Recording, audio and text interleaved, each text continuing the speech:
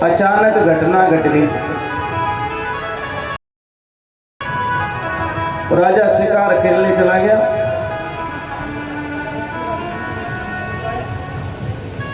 जब शिकार खेलने गया, जंगल में एक शेर ने उसका वध कर दिया और मणि छीन ली। उसी जंगल में जामवंत महाराज चले आ रहे थे, ऋक्षराज। उसने उस शेर को मार दिया, मणि छीन ली। मणि लेकर के जामवंत जी अपनी गुफा में चले गए। वहां अपनी बेटी जामवंती को मणि दे दी। उस मणि से वो खेलने लगी। भगवान कन्हैया पर ये इल्जाम लगा कि भैया मणि कृष्ण मांग रहे द्वारकाधीश से गदना, विनय की नीयत फिर गई। भाई ने और परिवार ने दोष लगा दिया।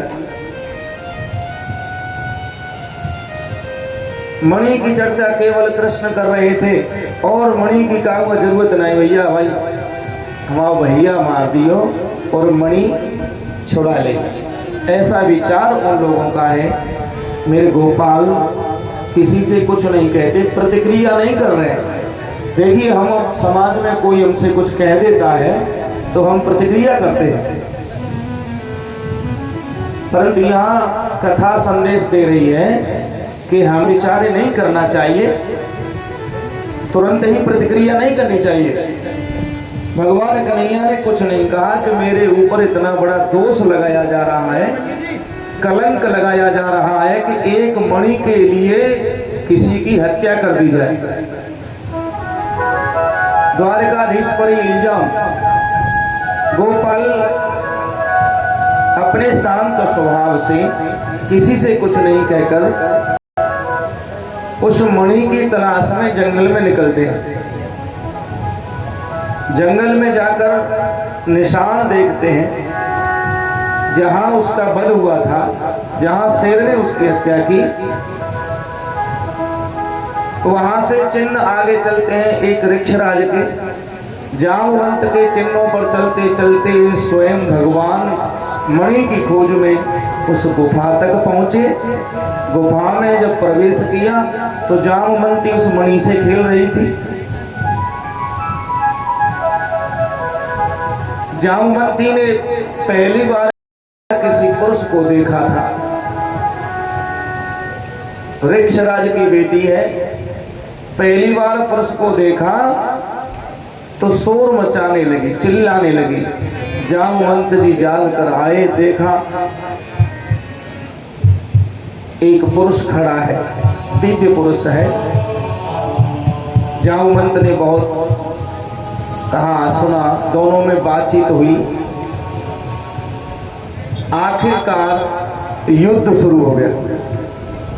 27 दिन तक युद्ध दोनों में चला। जामवंत और भगवान कन्हैया के बीच में 27 दिन युद्ध। जामवंत जी परास्त हो गए, दम भर गए।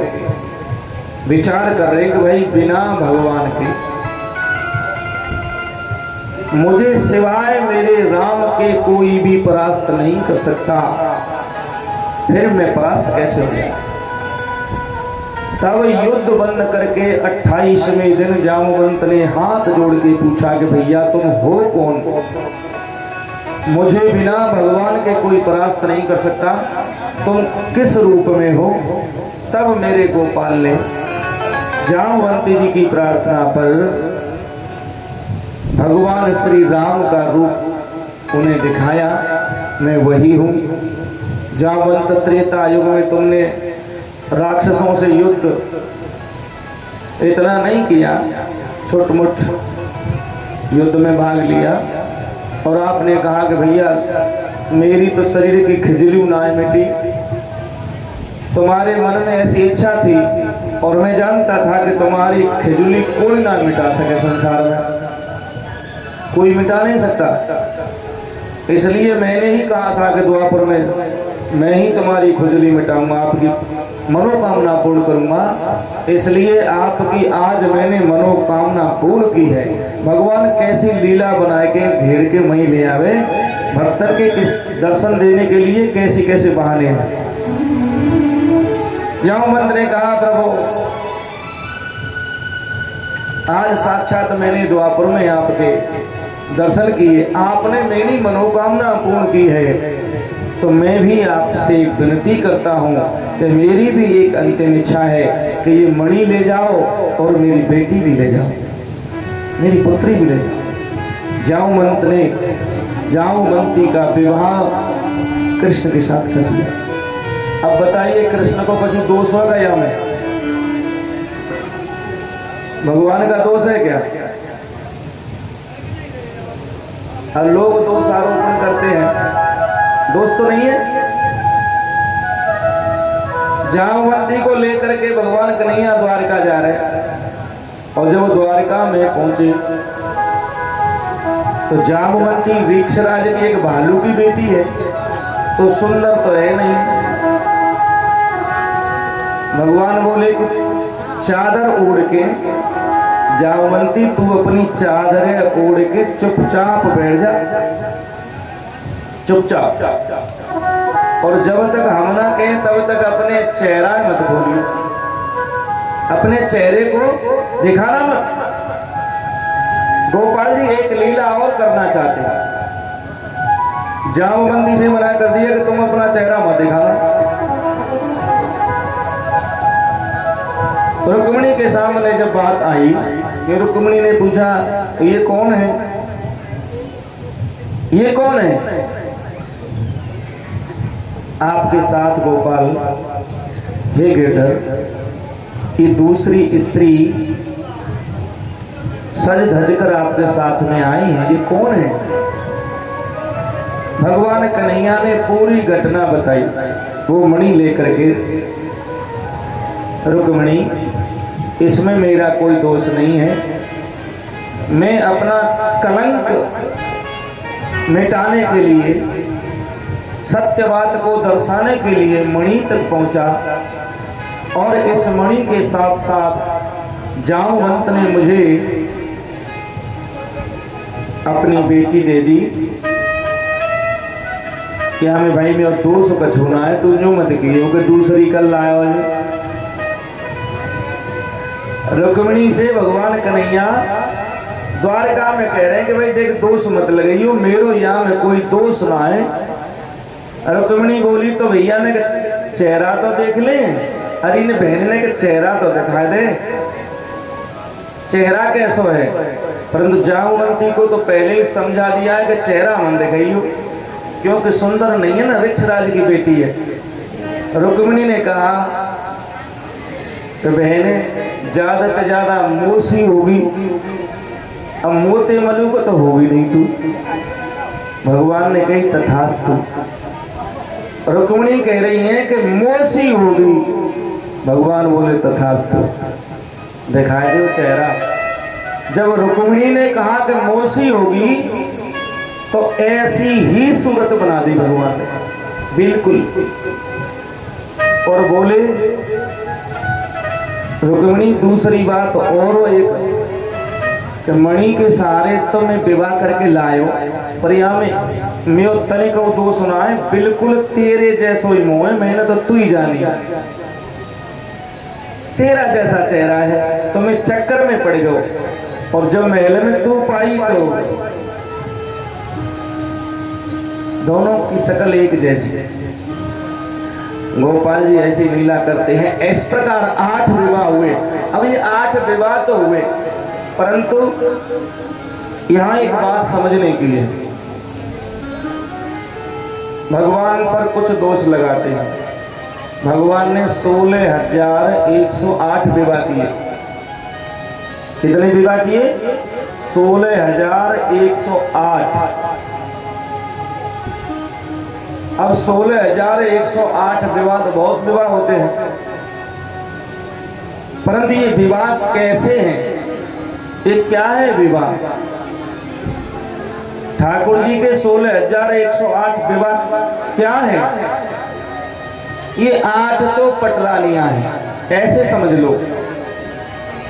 जो 8 विवाह हुए हैं मुख्य, जो 8 पटरानियां मानी गई हैं, ये 8 प्रकार की प्रकृति ही भगवान कन्हैया की, उस मालिक की, राम की, नारायण की, जगदाधार की 8 प्रकार की प्रकृति ही पत्नियां हैं। इन्हीं के द्वारा ये संतान की उत्पत्ति होती है। सारे पेड़ पौधे जो भी आप देख रहे हैं सब इस 8 प्रकार की प्रकृति से ही उत्पन्न होता है।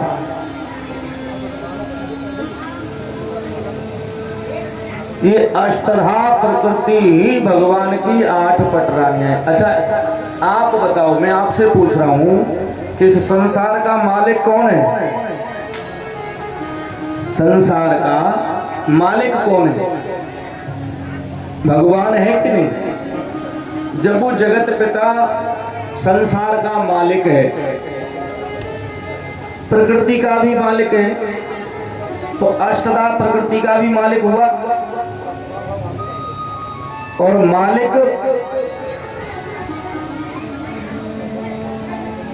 मालिक होता है, सब का मुखिया होता है, वो उस संसार का मुखिया है। तो भगवान के 8 विवाह हैं अष्टधा प्रकृति। अष्टधा प्रकृति को ही आगे करके भगवान इस संसार का सृजन करते हैं। 16,000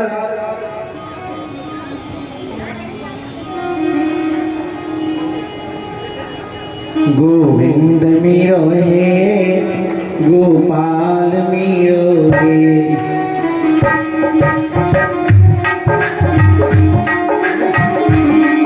गोविंद मेरो हे, गोपाल मेरो हे।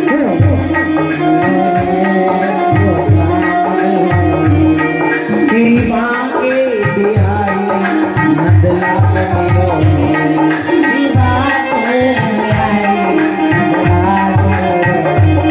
श्री बांके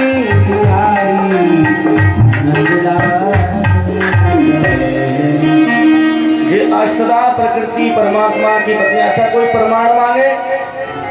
प्रमाण तो प्रमाण भगवान गीता में कह रहे हैं, भूमि रापो अनलो वायु खम मन बुद्धि रेव चै। क्यों साहब? गीता में कह रहे हैं भगवान, भूमि माने भूमि रापो अनलो वायु खम माने आकाश, खम 5 तत्व ये, क्षेत्र जल पावक गगन समीर। क्यों 5 तत्व ये? और क्या है? गिन लो, भूमि रापो अनलो वायु खम मन बुद्धि रेवचा। 7 अहंकारम इति में भिन्ना प्रकृति अष्टधा। गीता में भगवान लिख रहे हैं अहंकारम में, ये अहंकार भी प्रकृति में है। मन बुद्धि और अहंकार और 5 ये तत्व, 5 और 3 8, ये अष्टधा प्रकृति के द्वारा ही संसार की उत्पत्ति होती है। तो इसका मालिक कौन है? वो कृष्ण कन्हैया, वो जगदाधार ही इनका मालिक है। इनसे वही विवाह करता है, इनके द्वारा ही जगत की उत्पत्ति होती है। तो भगवान के विवाह हैं ना, है लो बैठो, ये हमारे तुम्हारे से विवाह है। क्यों? ये हम लोगों की भूल है, अज्ञानता है। 16,000 क्या है? 16,000 लौकिक व्यवहार में एक राक्षस ने कन्या 16,000 अपने एक कारागार में बंद कर रखी है कि मैं सबसे एक साथ विवाह करूंगा, सबसे एक साथ विवाह करूंगा। वे भगवान कन्हैया से प्रार्थना कर रही हैं कि हे धर्म की रक्षक, हे जगदाधार, तेरे सबने की रक्षा करी तो हमारी रक्षा कर ले। 16,000 स्त्रियां कारागार में भौमासुर नाम के राक्षस की चंगुल में फंसी हुई हैं। वो उनसे विवाह करना चाहता है। जब प्रार्थना कर रही है, भगवान को कीर्तन कर रही है, तो भगवान आगे में देर लग रही का? अगर कोई श्रद्धा भाव से पुकारे, हरि व्यापक सर्वत्र समाना, प्रेम ते प्रकट होने में यह जाना। यही हुआ जब 16,000 कन्याओं ने, स्त्रियों ने भगवान को पुकारा, तो भगवान स्वयं वहां पहुंचे, भौमासुर राक्षस का वध किया, 16,000 कन्याओं को मुक्त कराया। जब 16,000 उन स्त्रियों को मुक्त करा लिया तो उनके घर वालों ने उनको पास में नहीं आने दिया। समझने की बात है, 16,000 स्त्रियां एक राक्षस के यहाँ रही, इसलिए उन स्त्रियों को घर वाले स्वीकार नहीं कर रहे हैं। अब बताइए, संसार में जाको कोई न होएगा को तो संसार में जिसका कोई नहीं होता, भगवान का तो एक नियम है, जाको कोई ना है तो वाको नहीं हो। भगवान ने 16,000 स्त्रियों से कहा, कन्याओं से कहा, चिंता मत करो, अगर तुम्हें संसार वाले, ये जगत वाले टेढ़ी नजरों से देखते हैं, बुरी नजरों से देखते हैं, कोई बात नहीं, मैं तुम्हें स्वीकार करता हूं। उन 16,000 स्त्रियों को, कन्याओं को मेरे ठाकुर ने, गोपाल ने शरण दी, उन्हें अपनी शरण दी, अपनी शरण में लिया, तो ये 16,000 विवाह और जुड़े। तो बताइए, भगवान का दोष है कि उन्हें सहारा दिया जा रहा है। हमारी समाज में ये बड़ी विडंबना है, हम लोगों की ये बड़ी भूल है। समाज में अगर कोई किसी भी तरह से अगर किसी असहाय की सहायता करता हो तो वैसे ना करने दें, वैसे नहीं करने नहीं देते, वो बेचारा फिर शर्म के मारे चुपचाप बैठ जाए। ये बड़ी विडंबना है, जबकि हमें कथा संदेश दे रही है कि जहां भी असहाय हो, चाहे स्त्री हो चाहे पुरुष, अगर कोई असहाय है, मजबूर है,